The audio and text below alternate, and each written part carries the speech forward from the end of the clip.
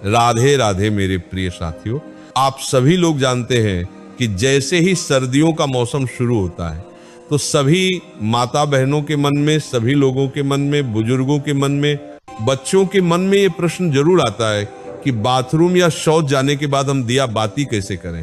क्योंकि कई सारी माताएं बहनें रोज सुबह शाम अपने घर में दिया और बाती करती है।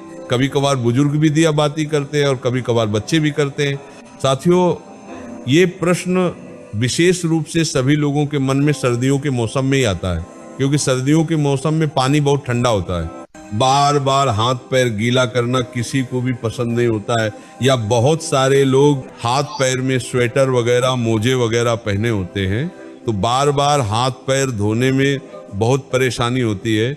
इसी के साथ में सुबह तो पूजा पाठ में किसी कोई परेशानी नहीं होती, क्योंकि सुबह तो सभी लोग स्नान करके ही अपने घर में पूजा पाठ करते हैं, क्योंकि सुबह हमको सीधा स्नान करके पूजा पाठ ही करना रहता है। उसके बाद हम लोग अपने काम करते हैं।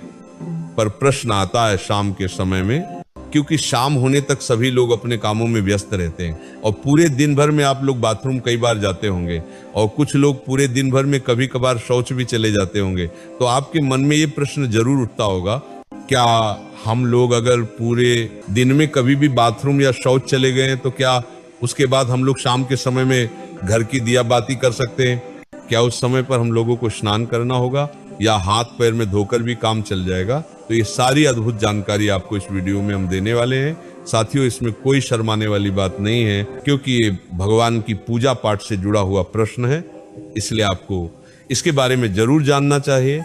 ये प्रश्न आपको सिर्फ और सिर्फ सर्दियों के मौसम में आएगा, क्योंकि इस मौसम में शुद्धता का ध्यान रखने में, बार बार हाथ पैर धोने में, स्नान करने में लोगों को परेशानी होती है, क्योंकि पानी बहुत ज्यादा ठंडा होता है। देखिए साथियों, आपने सुबह एक बार अपने घर में दिया बाती कर लिया, मंदिर में जाकर भी अगर आप दिया बाती करते तो आप सीधा स्नान करके पूजा पाठ या दिया बाती करते हैं तो सुबह तो किसी को कोई परेशानी नहीं रहती है। पर सुबह के बाद में आपके पास पूरा दिन रहता है और फिर शाम का समय आता है। साथियों, अब शाम होने तक बहुत सारे लोग पूरे दिन भर में बाथरूम जाते हैं, कुछ लोग शौच भी जाते हैं। तो यहाँ पर आपके मन में अशुद्धि आ जाती है, यानी कि आपका शरीर उस समय पर अशुद्ध हो जाता है जब आप बाथरूम जाते हो या शौच जाते हो। इसके बाद अब आप अपने घर में सीधा दिया बातें करने के लिए नहीं जा सकते। तो आखिर कौन सा वह नियम है जिसका अगर आप लोग बाथरूम या शौच जाते समय पालन करेंगे तो आप अशुद्ध नहीं होंगे बल्कि शुद्ध रहेंगे और शाम के समय की दिया बाती बिना स्नान किए कर सकेंगे? साथियों, सबसे पहले ये जो नियम है, विशेष रूप से माताएं बहनें इसका पालन करें, क्योंकि ज्यादातर घर की माताएं बहनें ही शाम के समय की दिया बाती करती हैं। साथियों, सर्दियों के समय में आप पूरे दिन भर में जब भी बाथरूम जाते हैं तो उस समय के लिए सबसे पहले आप नियम सुन लीजिए, उसके बाद हम आपको शौच का नियम बताएंगे। सुबह स्नान करने के बाद, पूजा पाठ करने के बाद आप पूरे दिन भर में जब भी बाथरूम जाती हैं तो आप लोगों को बाथरूम से आने के बाद मात्र 3 काम करने हैं। ये 3 काम करने के बाद आप शुद्ध रहेगी और शाम के समय की दिया बाती भी कर सकेंगे। सबसे पहले जब आप बाथरूम जाएं तो बाथरूम से लौटने के बाद आप सबसे पहले अपने हाथों को धोए, अपने पैरों को धोए, उसके बाद 3 बार कुल्ला करें। कुल्ला का मतलब है कि अपने मुंह में पानी लें, मुंह को थोड़ा साफ करें और पानी बाहर फेंक दें। ये प्रक्रिया आपको 3 बार करनी होती है, मतलब 3 बार कुल्ला करना रहता है। इसके बाद आखिरी में थोड़ा सा पानी अपने मुंह पर अगर आप लोग मार लेते हैं या एक हाथ गीला करके अपने मुंह पर फेर लेते हैं तो आप पूर्ण रूप से शुद्ध हो जाते हैं। साथियों, ये नियम सिर्फ माता बहनों के लिए नहीं बल्कि सभी लोगों के लिए है, चाहे आप बुजुर्ग हो, चाहे आप पुरुष हो, चाहे आप बच्चे हो। अगर आप बाथरूम से लौटने के बाद इस तरीके से ये 3 कार्य करते हैं तो आप पूर्ण रूप से शुद्ध हो जाते हैं। साथियों, अब आप लोग कहेंगे कि यहाँ पर भी तो हमें पानी का इस्तेमाल करना पड़ रहा है, पर यहाँ पर आपको कम पानी का इस्तेमाल करके हाथ मुंह धोना पड़ रहा है, अन्यथा फिर आपके पास स्नान करने का ही एक आखिरी तरीका बचता है। आप चाहे तो हाथ मुंह धोने के लिए गर्म पानी भी करके रख सकते हैं, इसमें कोई परेशानी नहीं है।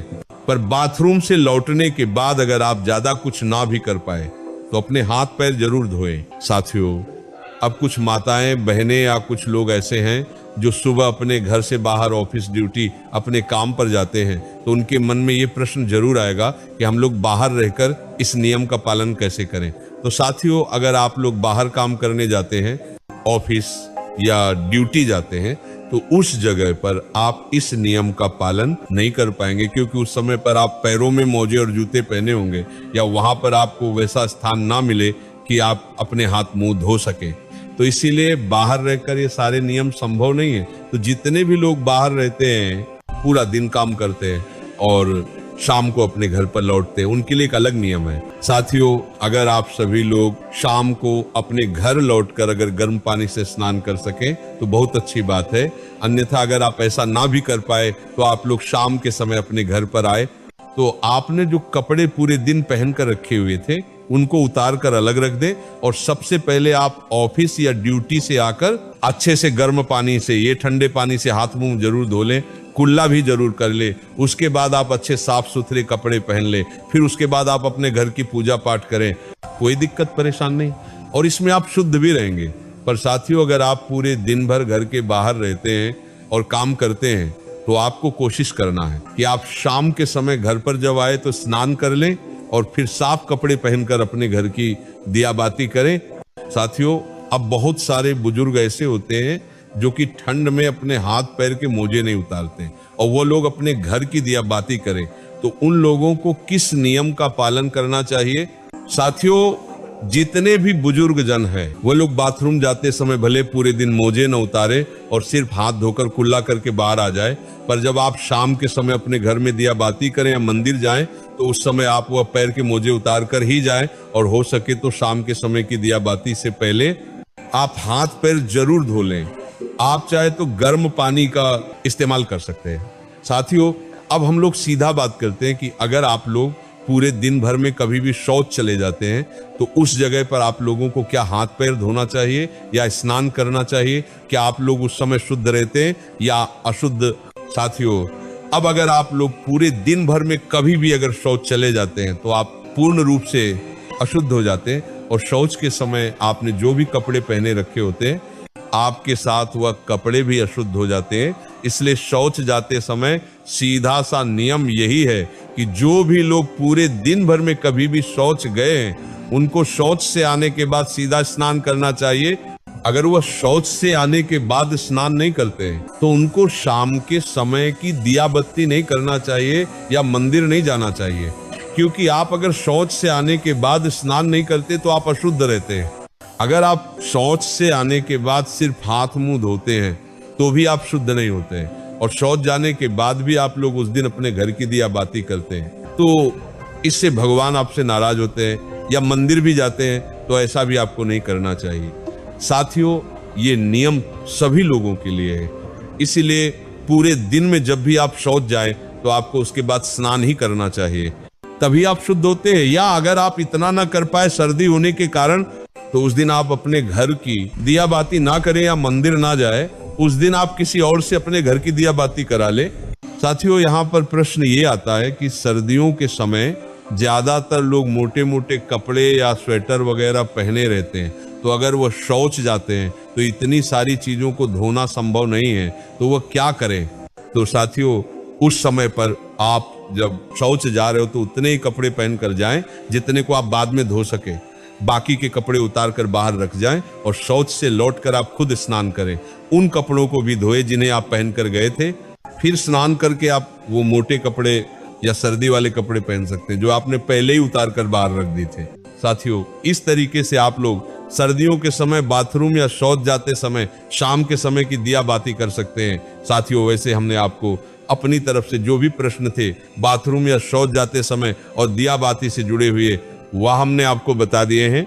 बाकी अभी भी अगर आपके मन में कोई प्रश्न है तो आप हमसे कमेंट करके पूछ सकते हैं। साथियों, इसी के साथ में ये सारी जानकारी लिखित रूप में आप हमारी वेबसाइट bholnathbhakti.com पर भी जाकर पढ़ सकते हैं, और आप हमारी ये वीडियो कहाँ से देख रहे हैं और क्या आप लोगों के यहाँ अभी कितनी ठंड पड़ रही है वो अभी हमें कमेंट में जरूर बताएं। राधे राधे मेरे प्रिय साथियों।